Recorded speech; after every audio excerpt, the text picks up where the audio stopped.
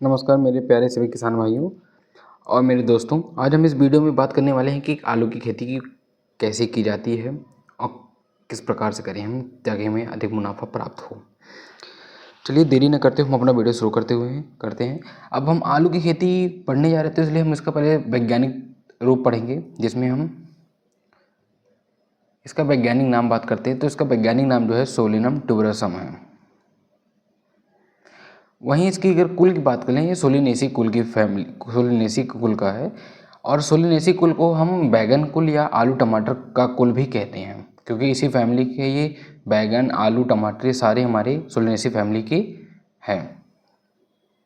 अगर हम बात कर लें आलू में गुणसूत्र संख्या, तो 2n=48 होता है। वहीं हम इसकी अगर उत्पत्ति स्थान की बात कर लें तो इसका दक्षिण अमेरिका इसका उत्पत्ति स्थान है, जो पेरू जगह क्षेत्र है वहाँ पर माना जाता है। अब बात आती है हमें आलू से रिलेटेड कुछ इंपॉर्टेंट पॉइंट्स को, जो हमें बहुत ही बारीक से ध्यान देने की बात है, जिसके लिए हम चलिए सबसे पहला पॉइंट देखते हैं अपना। वर्ष भर प्राप्त होने वाली सब्जियों में आलू का प्रमुख स्थान होता है। ये आप सभी को पता है कि आलू की सब्जी क्या है, पूरे साल हमें पर्याप्त मात्रा में मिलती रहती है, क्योंकि आलू को सब्जियों का राजा भी कहा जाता है, क्योंकि कोई भी सब्जी बिना आलू की नहीं बनती। वहीं हमारी बात आती है आलू एक पूर्ण भोजन है। इसमें 18% कार्बोहाइड्रेट, 2% प्रोटीन और 0.1% वसा और 0.6% खनिज पदार्थ पाया जाता है। बात करते हैं आलू के प्रोटीन में शरीर के लिए आवश्यक अमीनो अम्ल से एक लाइसिन नामक की मात्रा पाई जाती है, जो शरीर के लिए बहुत ही लाभदायक होता है। अब हम बात करते हैं कि आलू में विटामिन बी तथा सी भी बहुतायत मात्रा में पाई जाती है। हमारा नेक्स्ट पॉइंट आता है आलू से रिलेटेड कि आलू से ग्लूकोज, स्टार्च, शराब, साइट्रिक अम्ल तथा विभिन्न प्रकार के नमकीन बनाए जाते हैं। पता है आपको, आलू में ग्लूकोज पाया जाता है, स्टार्च भी होता है, शराब, आलू से फर्मेंटेशन करके शराब भी बनाई जाती है, साइट्रिक अम्ल भी, तथा और आलू का ही उपयोग करके हम विभिन्न प्रकार के नमकीन बनाते हैं। इसकी खेती से किसानों को अन्य खाद्यान्न फसलों की अपेक्षा अधिक आमदनी मिलती है, क्योंकि यह कम समय में तैयार होकर प्रति हेक्टेयर अधिक पैदावार देती है। आपको पता है कि आलू की मात्रा जो होती है अधिक होती है, तो ये अपने कम समय और अधिक मुनाफे के साथ तैयार होने की फसल है, जिससे किसानों को अधिक आमदनी प्राप्त मिलती है। अगर हम बात कर लें विश्व में 17.85% मिलियन हेक्टेयर पर आलू उगाया जाता है तथा 269.56 मिलियन टन उत्पादन होता है, यानी कि 17.85 मिलियन हेक्टेयर पर हम आलू की खेती करते हैं और हमें जो उत्पादन प्राप्त होता है, प्रोडक्शन, वो हमारा 269.56 मिलियन टन उत्पादन हमें प्राप्त होता है। अब हम बात करेंगे कुछ और से इम्पोर्टेंट पॉइंट की, जिसमें बात आती है हमारी आलू की खेती क्या है विश्व के लगभग सभी देशों में की जाती है। ये बहुत ही साधारण सी बात है, क्योंकि पता है आपको आलू क्या है, सभी प्रकार, मतलब आलू नाम नहीं, भले को कुछ और भी नाम कहा जा सकता है वहाँ पर, लेकिन आलू हर देश में पर्याप्त मात्रा में इसकी खेती की जाती है। अगर वहीं बात कर लेते हैं यूरोप महाद्वीप में, तो विश्व के आलू के कुल क्षेत्रफल का 63.8% क्षेत्रफल पर आलू उगाया जाता है, यानी कि जितना भी उत्पादन होता है उसका 63.8% उत्पादन यूरोप महाद्वीप में होता है। वहीं इसके बाद एशिया और अमेरिका की बारी आती है। और भारत में आलू की खेती करने वाले प्रमुख जो प्रदेश हैं वो है उत्तर प्रदेश, पश्चिम बंगाल और बिहार हमारा हो गया, असम हो गया, पंजाब हो गया, मध्य प्रदेश हो गया, गुजरात है। जिसमें भारत में आलू 1.27 मिलियन हेक्टेयर में उगाया जाता है तथा 23.12 मिलियन टन उत्पादन होता है। वहीं उत्तर प्रदेश और पश्चिमी बंगाल पूरे भारत का 72.62% आलू पैदा करते हैं, यानी कि भारत में भी पूरे उत्पादन का 72.62% हमारा उत्पादन उत्तर प्रदेश और पश्चिम बंगाल से होता है। ये थी हमारी अभी तक की सारी जानकारी, जो आलू से रिलेटेड इंपॉर्टेंट पॉइंट थे। हमने अभी देखा, आपने इसका वैज्ञानिक नाम था कि किस फैमिली से बिलोंग करता है। एक सोलिनेसी फैमिली का पौधा होता है, जिसे हम टमाटर कुल, बैंगन कुल भी कहते हैं। और इसमें गुणसूत्र संख्या भी हमने देखी। उसके बाद इसका उत्पत्ति स्थान हमने दक्षिण अमेरिका देखा, जो पेरू में क्षेत्र है वहाँ पर होता है माना था। अब आलू से रिलेटेड हमने 8-10 पॉइंट देखे, जो बहुत इंपॉर्टेंट थे, वो पेपर की दृष्टि से भी और किसान भाइयों आपको भी जानने की बहुत ज़रूरी है इन सब की चीज़ें की। अब हम बात करते हैं कि जलवायु की, आलू के लिए को किस प्रकार की जलवायु सबसे अच्छी मानी जाती है।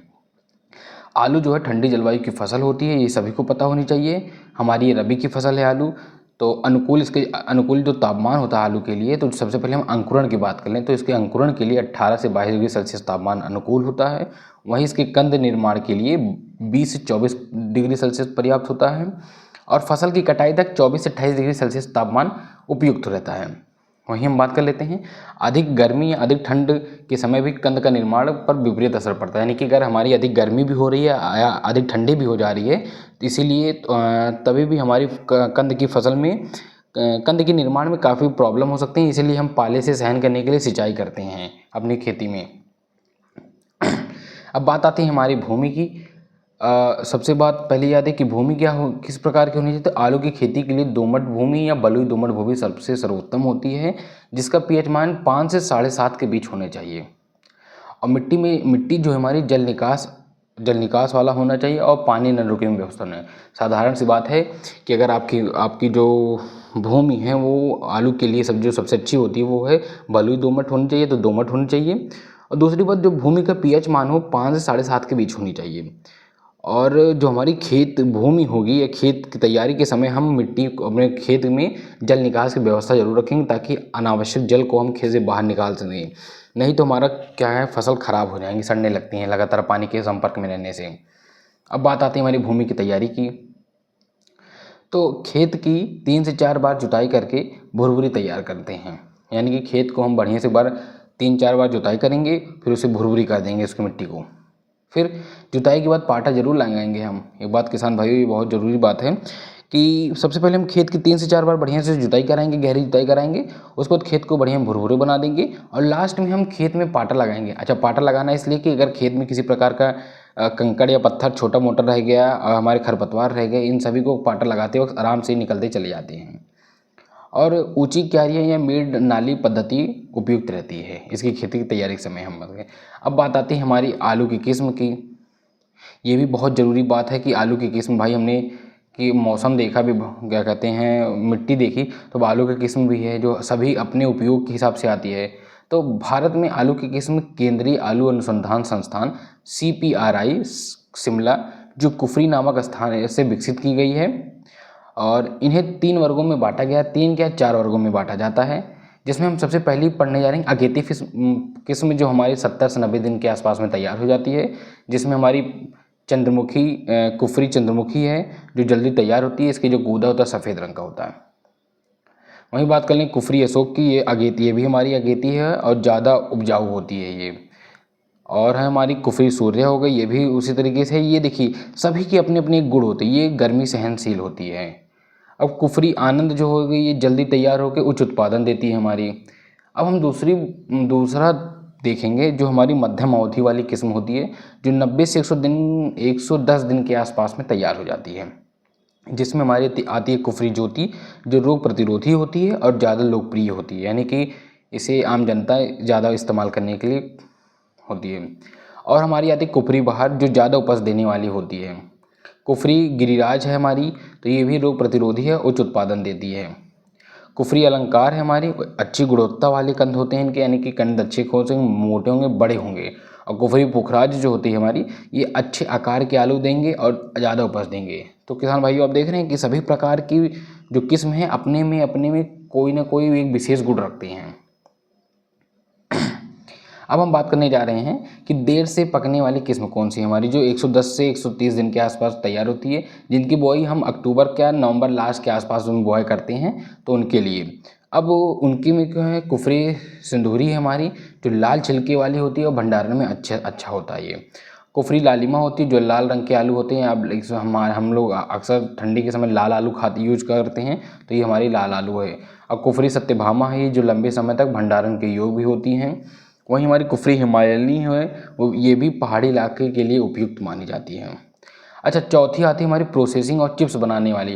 प्रोसेसिंग और चिप्स बनाने, जिसमें हम चिप्स ऐसी किस्म की बात करेंगे जिससे हम चिप्स तैयार की जाती है या विभिन्न प्रकार की नमकीन तैयार की जाती है। तो कुफरी चिप्सोना हमारी वैरायटी होती है, जो कुफरी चिप्सोना 1, कुफरी चिप्सोना 2, कुफरी चिप्सोना 3, ये सभी अपने में विशेष रूप के लिए चिप्स और फ्रेंच फ्राइज़, आजकल ये सभी बहुत लोगों का प्रिय होता है कि फ्रेंच फ्राइज़ तो ये भी हमारी चिप्स बनाने वाली यूज की जाती है। वहीं हमारी कुफरी हिमसोना ये प्रोसेसिंग हेतु उपयुक्त होती है, जिसमें हम बहुत विभिन्न प्रकार की नमकीन बनाने में यूज करते हैं। अब आती है हमारे इसके बीज की बात। तो प्रति हेक्टेयर बीज दर जो हमारी है 25 से 30 कुंटल छोटे आकार के आलू के कंद होने चाहिए, जिनका जो व्यास होता है आलू का 2.5 से 3 सेंटीमीटर के लगभग होता है आलूओं का व्यास, और 1 हेक्टेयर के लिए 25 से 30 कुंटल हमारी पर्याप्त होती है। अगर हम आलू बड़ी आलू है उसे हम काट कर बो रहे हैं तो 12 से 15 कुंटल पर्याप्त होती है हमारी बुआई के लिए। और जो बीज का आकार होता है, हमने ब्यास की बात की तो ब्यास जो हमारा 2.5 से 3 सेंटीमीटर का होना चाहिए, और बीज का आकार यानी कि कितने ग्राम के, तो लगभग 25 से 50 मतलब 25 से 30 या 50 ग्राम के आसपास हमारे स्वस्थ कंद होने चाहिए, जिनकी हमें बुआई करनी होती है। अगर हम काट कर रहे हैं तो हमारे लिए काट कर बुआई कर रहे हैं तो हम 12 से 15 कुंटल पर्याप्त होता है। और बीज उपचार के लिए फफूंदनाशी मैनकोजेब 2.5 ग्राम प्रति लीटर पानी में उपचारित करके तब इसकी बुआई के लिए शुरुआत करते हैं। अच्छा, बुआई के समय की बात कर लें हम, तो उत्तर भारत में जहां हमारा उत्तर प्रदेश हो गया, पंजाब हो गया, बिहार हो गया, इन सभी राज्यों में हम बुआई करते हैं। तो जिसके लिए अगर हम बात अक्टूबर के मध्य में या नवंबर के अंत तक हम इसकी बुआई कर लेते हैं अच्छे से। वहीं बात आती है हमारे दक्षिण भारत में, जो पहाड़ी क्षेत्र होते हैं हमारे, तो इनकी वहाँ पर बुआई जून जुलाई और अक्टूबर नवंबर में करते हैं। अब आती है हमारी बुआई की विधि। तो जो कतार से कतार की जो दूरी होती है वो 60 सेंटीमीटर के आसपास होनी चाहिए, और पौध से पौध की दूरी जो होती है 20 से 25 सेंटीमीटर उनके लिए पर्याप्त होता है। और बहुत नज़दीक न रखें ताकि पौधों की जब बढ़वार होगी तो उनके लिए पर्याप्त जगह मिले उन्हें। और जो गहराई होती है 5 से 7 सेंटीमीटर की होनी चाहिए। अब बात आती है हमारी खाद उर्वरक की, ये भी बहुत इंपॉर्टेंट पॉइंट है इसके लिए। तो जिसके लिए गोबर की खाद जो है 20 से 25 टन प्रति हेक्टेयर हमारे लिए उपयुक्त होती है। वहीं बात कर लें हम नाइट्रोजन की, एनपीके जो हमारी उर्वरक की बात कर लें फर्टिलाइज़र की, तो जिसमें हम नाइट्रोजन प्रति हेक्टेयर के लिए अगर आलू की खेती कर रहे हैं तो 150 kg के आसपास हमें लगता है। वहीं हमारी फास्फोरस की बात कर लें तो 80 किलोग्राम, और पोटास हो गई हमारी 100 किलोग्राम लग। अच्छा, अब इन्हें देने का मात्रा किस प्रकार यूज करें, तो नाइट्रोजन को 2 भाग में देंगे, आधा बुआई के समय और आधा मिट्टी चढ़ाते समय होंगे। अभी हम आगे एक पॉइंट पढ़ेंगे कि मिट्टी किस प्रकार चढ़ाएं। तो अब बात हम करते हैं कि सिंचाई की, ये भी हमारी बहुत ही इंपॉर्टेंट पॉइंट है कि भाई सिंचाई किस प्रकार से की जाएगी। तो जिसमें हम बात कर ले रहे हैं कि आलू को लगभग 5 से 6 सिंचाई की आवश्यकता होती है। फिलहाल हम लोग उत्तर भारत में हैं और यहाँ हम लोग उत्तर प्रदेश में रहते भी हैं, तो यहाँ पर जो आलू मौसम है वो रबी का होता है, ठंडी का मौसम होता है, भूमि में पर्याप्त नमी बनी रहती है, तो बहुत ज़्यादा सिंचाई की आवश्यकता नहीं होती। हम आलू की सिंचाई तब बढ़िया करते हैं जब हमारे को पाले से बचाने के लिए अपनी फसल को तैयार करने रहता है, इसलिए हम जब पाला से बचने रहता है तो हम बढ़िया खेत को भरते हैं। बाकी तो आलू के लिए 5 से 6 सिंचाई पर्याप्त होती है, जिसमें हम पहली सिंचाई की अगर हम बात कर लेते हैं तो ये बुआई के 20 से 25 दिन बात करते हैं, यानी कि अगर हम जिस दिन आलू बोआएंगे उसके 20 से 25 दिन के आसपास हम पहली सिंचाई करते हैं। वहीं दूसरी सिंचाई की इसकी अगर बात कर लें तो इसकी जो दूसरी सिंचाई है 40 से 45 दिन बाद कंद के निर्माण समय, यानी कि हमारे जो ट्यूबर तैयार हो रहे होंगे कंद, उसके समय हम इसकी दूसरी सिंचाई करते हैं। और इसके बाद जो है हम 12 से 15 दिन के अंतराल पर भी सिंचाई पर्याप्त करते रहते हैं। हल्की सिंचाई करेंगे, बहुत ज़्यादा सिंचाई नहीं करेंगे। अच्छी सिंचाई तब हम बहुत करेंगे जब पाला लगने लगे या बहुत ज़्यादा सर्द आ जाए तो हम पानी खेत में ज़्यादा भर दें ताकि क्या है टेम्परेचर बना रहे बढ़िया। और वहीं ध्यान रखने ये वाली बात है कि खेत में पानी ठहरे ना। हमने आपको स्टार्टिंग में ही बताया था कि खेत की तैयारी के समय ही जल निकास की व्यवस्था होनी चाहिए ताकि खेत में पानी रुकेगा नहीं, तो हमारी जो फसल है बढ़िया होगी और हमारे जो कंद होंगे ये सब भी बहुत अच्छे तैयार होंगे। अब बात आती है हमारी मिट्टी चढ़ाना, ये भी अच्छा। आलू और गन्ने इन सभी फसलों में एक पॉइंट हमारा ये जरूर आता है कि मिट्टी चढ़ाने की बात आती है। आलू की हमने इस खेती तो कर रहे हैं तो हमें मिट्टी चढ़ाने की बात आती है कि आलू जब हमारे कंद बड़े होते हैं तो ये मिट्टी से बाहर आते हैं। अगर ये डायरेक्ट सूर्य के प्रकाश किरणों के सामने पड़ जाते तो हमारी आलू हरी हो जाती, जिससे इसी के कारण हमारी आलू जो थी तीखा या करछाने जैसे लगता है। और कभी कभी हम आलू जो देखते हैं कुछ हरी रहती कर काट कर हम उसका यूज करें तो आलू वहाँ पर उसमें कड़वापन या कुछ अजीब से रहता है, तीखापन या जिसे हम लोग हिंदी में कहते हैं करछा रहा है, वो इस प्रकार से। अगर हम इसकी बुआई से वो मिट्टी चढ़ाने की बात कर लें तो बुआई के 25 से 30 दिन बाद पहली बार इसको मिट्टी चढ़ाते हैं, फिर 40 से 45 दिन बाद इसकी हम दूसरी बार मिट्टी चढ़ाते हैं। इससे कंद क्या है मिट्टी के अंदर रहते हैं और सुरक्षित रहते हैं। अगर हमने बताया नहीं कि अगर बाहर आ जाएंगे तो ये सूर्य के प्रकाश के कांटेक्ट में आ जाएंगे, जिससे हमारी आलू जो थी हरी हो जाएगी और हमारी आलू खराब होने लगती है। अब बात आती है हमारी खरपतवार नियंत्रण की। आलू में ये भी बहुत ज़रूरी होता है कि खरपतवार भी किस प्रकार से नियंत्रण करें। तो सबसे पहला भाई हमने आपको हमेशा बता रहा हूँ कि सबसे पहले आप निराई गुड़ाई करिए। निराई गुड़ाई सबसे अच्छा होता है हमारे लिए। अगर हमसे उस वक्त ना हो, अगर निराई गुड़ाई से हमारी खरपतवार नहीं रुक रहे हैं, तैयार हो हट पा रहे हैं, तब हम रासायनिक विधि का इस्तेमाल करते हैं, जिसमें हम अगर आलू की बात कर लें तो